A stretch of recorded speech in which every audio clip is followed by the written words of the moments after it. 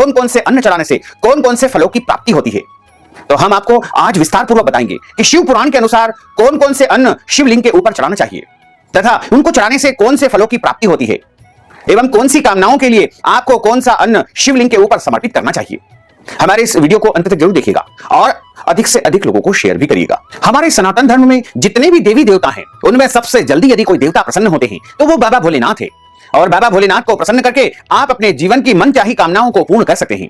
तो अगर आप अपने जीवन की समस्त कामनाओं को पूर्ण करना चाहते हैं तो शिव पुराण में कुछ ऐसे अन्न बताए गए हैं जिनको चढ़ाने से आप अपने जीवन की समस्त मनोकामनाओं को अवश्य ही पूर्ण कर लेंगे। बाबा भोलेनाथ बहुत कृपालु है, दयालु है, उनको भोले भंडारी कहा जाता है। और भोलेनाथ के ऊपर यदि आप अक्षत चढ़ाएंगे यानी चावल चढ़ाएंगे तो बाबा भोलेनाथ अत्यधिक प्रसन्न होंगे तथा आपके घर में स्थिर लक्ष्मी का निवास होगा। बाबा भोलेनाथ के ऊपर, महादेव जी के ऊपर, शिवलिंग के ऊपर यदि आप चावल चढ़ाएंगे, अक्षत जिसे कभी भी जो है टूटे फूटे नहीं चढ़ाना चाहिए, यानी अच्छे चावल आप शिवलिंग के ऊपर एक सफेद कपड़ा बिछा करके उसके ऊपर अर्पित कर देना चाहिए।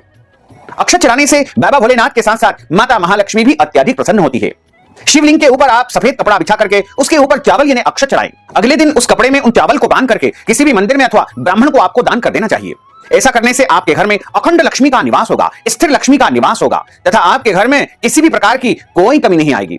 बाबा भोलेनाथ की कृपा आपके घर परिवार पर हमेशा हमेशा बनी रहेगी। इसी प्रकार काले अथवा सफेद तिल यदि आप शिवलिंग के ऊपर चढ़ाएंगे तो आपके जन्म जन्मांतर के पाप नष्ट हो जाएंगे तथा तिल से हवन करने से भी आपके जीवन के सारे कष्ट और संकट समाप्त हो जाएंगे। तिल सफेद भी हो सकते हैं या काले भी हो सकते हैं अथवा मिश्रित तिल भी आप शिवलिंग के ऊपर चढ़ा सकते हैं। तिल यदि आप चढ़ाएंगे तो निश्चित मानिएगा कि आपके इस जीवन के अलावा पिछले कई जन्मों के पाप नष्ट हो जाएंगे। आपके द्वारा कोई भी गलतियां हुई होगी या कोई भी आपने अपराध किया होगा तो वो सब गलतियों को भोले बाबा क्षमा कर देंगे और आपके समस्त पाप नष्ट हो जाएंगे। इसी प्रकार हमारे शास्त्रों में जौ का भी बहुत महत्व बताया गया है। तो अगर आप शिवलिंग के ऊपर जौ चढ़ाते हैं तो आपके सुखों में वृद्धि होगी।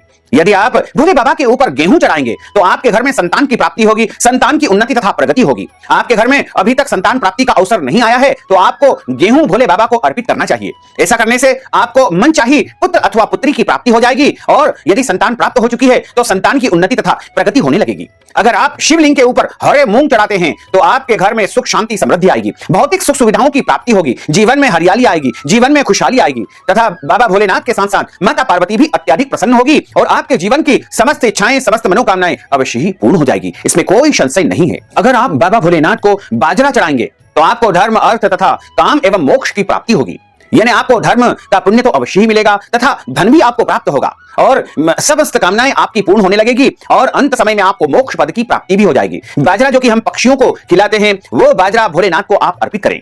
इसके अलावा जो अरहर के पत्ते होते हैं उनसे भी बाबा भोलेनाथ का श्रृंगार किया जाता है तथा शिव पुराण में लिखा हुआ है कि अरहर के पत्तों से यदि आप शिव जी का श्रृंगार करेंगे या शिवलिंग के ऊपर अरहर के पत्ते चढ़ा देंगे तो निश्चित मानिएगा कि आपके जीवन में सुख शांति समृद्धि के साथ साथ कई प्रकार का वैभव आपको प्राप्त हो सकेगा।